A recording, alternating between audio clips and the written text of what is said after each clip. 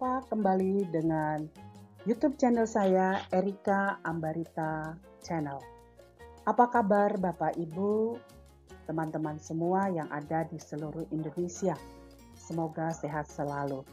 Tetap semangat ya.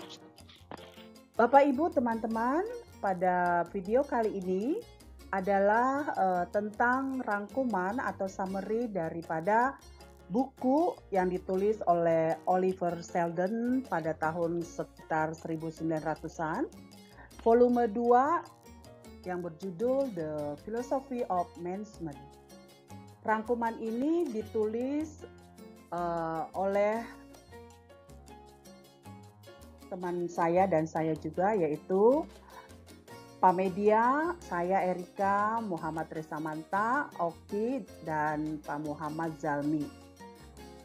Chapter 4 adalah merupakan fokus utama dalam pembahasan ini, yaitu dengan judul The Organization of the Factory. Sebelum kita jauh membahas apa itu The Organization of Factory, didahului dengan organization, pengertian atau ontologi daripada organization. Ontologi daripada organization.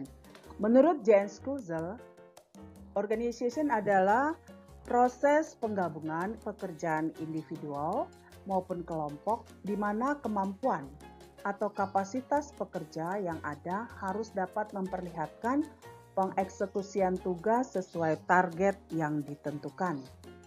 Lalu pendapat yang kedua adalah dari L.P. Estes. Organisasi adalah pengaturan bagian atau fungsi dependen sehingga dapat menunjukkan interrelasinya dalam struktur dan untuk menyediakan sarana di mana upaya sekelompok individu akan diarahkan secara rasional menuju tujuan bersama. Kemudian yang terakhir adalah pendapat dari E. Knoepel, apa itu organisasi, yaitu penyesuaian yang tepat dari hubungan antar manusia dalam upaya untuk mencapai tujuan tertentu. Dari banyak pengertian daripada organisasi ini, yang jelas adalah target atau tujuan untuk mencapai tujuan bersama. Sebenarnya intinya adalah sama, untuk mencapai tujuan bersama. Kemudian di dalam buku Oliver Selden ini tersebutkan juga, yaitu the 5 basic factors in organizing. Ada 5 faktor dasar dalam pengorganisasian, yaitu A. Function or work to be done, and then objective or the ideal and object.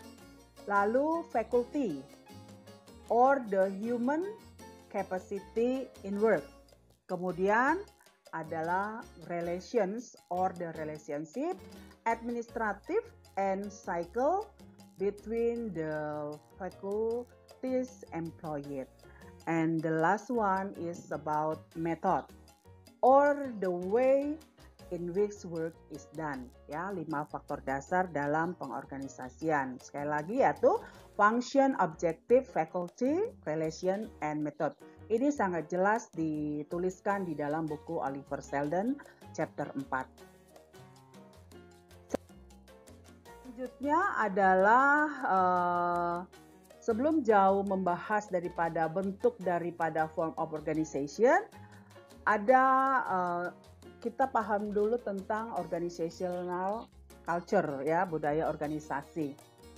Yang saya ambil dari suatu buku yang ditulis oleh Pak Sutrisno, yaitu Organizational Culture, budaya kerja mempunyai suatu peran yang berbeda.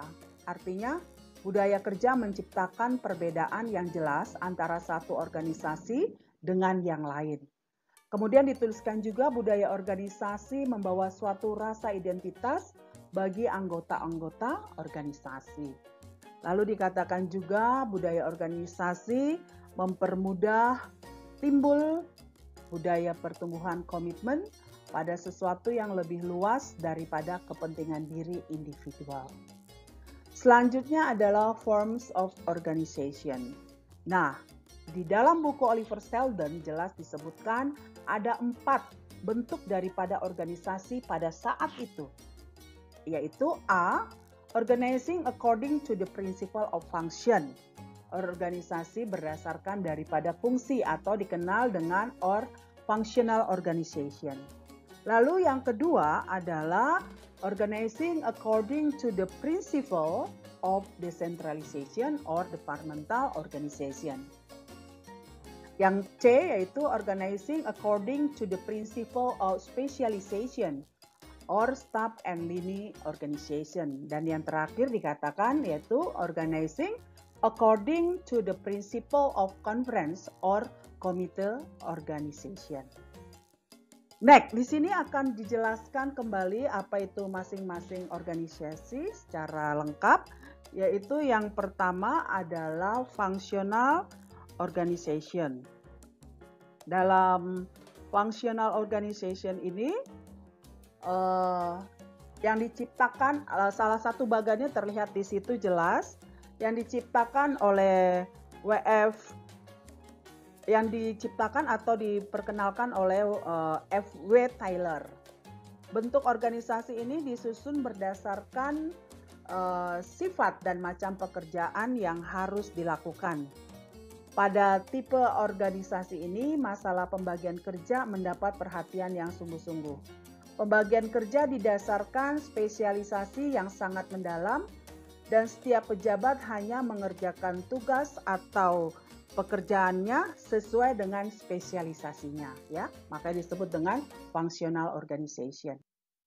Selanjutnya adalah departmental organization, ya, atau departemen atau organisasi departemental. Dalam hal ini organisasi departemental ini sangat familiar ya di kalangan industri dan masih banyak lebih dominan menggunakan organization departemental ini, ya.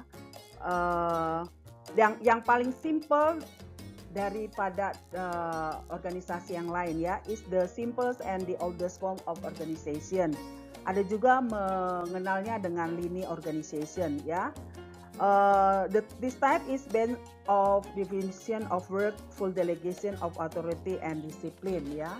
Jadi dalam departmental organization ini seorang individu bertanggung jawab atas segala sesuatu yang berkaitan dengan proses tertentu yang dialokasikan kepadanya dan dia akan membagi departemennya menjadi beberapa bagian.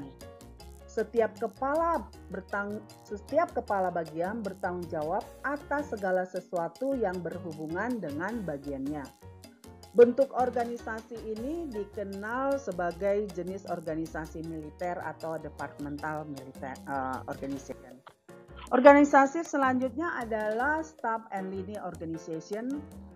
Jelas tergambar dalam buku daripada Oliver Sheldon itu, The Philosophy of Management, ada fiturnya. Di sini teman-teman bisa melihatnya, ada board of directors ya, lalu ada managing directors dan sebagainya. Penjelasannya sebagai berikut. Staff dan linear organization pada dasarnya merupakan kombinasi ya, kombinasi dari organisasi departemen dan organisasi fungsional. Atas kesatuan komando tetap dipertahankan dan pelimpahan wewenang berlangsung secara vertikal dari pucuk pimpinan kepada pimpinan di bawahnya. Pucuk pimpinan tetap sepenuhnya berhak menentukan keputusan, kebijaksanaan, dan merealisasikan tujuan perusahaan. Tugas para staf hanya memberi bantuan, pemikiran, saran-saran, data, informasi, dan pelayanan kepada pimpinan sebagai bahan pertimbangan untuk menetapkan keputusan dan kebijaksanaannya. Dan organisasi yang terakhir adalah committee organization ya. Suatu organisasi yang masing-masing anggota mempunyai wewenang yang sama dalam pimpinan kolektif.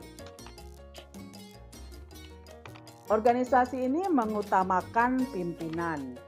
Artinya dalam organisasi ini terdapat pimpinan kolektif presidium atau plural eksekutif. Artinya organisasi pimpinan kolektif, dan komite ini bersifat manajerial. Komite dapat juga bersifat formal atau informal. Komite ini bersifat dapat dibentuk sebagai bagian dari struktur organisasi formal dengan tugas-tugas dan wewenang yang dibagikan secara khusus. Jadi komite organization ini adalah a group of people who collectively makes decision, ya, sekumpulan orang yang berkumpul membuat suatu keputusan bersama. Jadi itu jenis-jenis the form of organization yang dituliskan secara lengkap di dalam buku Oliver Sheldon, ya. Selanjutnya adalah pertumbuhan organisasi supaya organisasinya berjalan lebih maksimal, yaitu reorganization, yaitu pembentukan kembali organisasi yang bertujuan untuk membentuk yang baru atau merupakan pengupgradean organisasi. Kemudian adalah coordination, saling berkoordinasi. Selanjutnya adalah delegation, ya, pendelegasian, pemberian wewenang dan sebagainya. Lalu adalah merasa memiliki organizational sense. Itu adalah key of organizational growth. Jadi organization di sini adalah yang bersifat yang ada di dalam factory, ya, factory. Nah, demikianlah teman-teman, Bapak Ibu di seluruh Indonesia, summary daripada buku Oliver Sheldon chapter 4 dengan judul the functional atau the forms the functional of management dengan chapter 4-nya, sehingga teman-teman bisa mempunyai tambahan informasi atau ilmu, ya. Chapter 4 itu berjudul The Organization of the Factory. Demikian, terima kasih.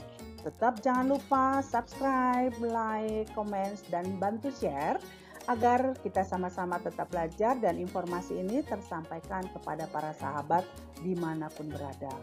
Sukses selalu, bahagia selalu, stay healthy.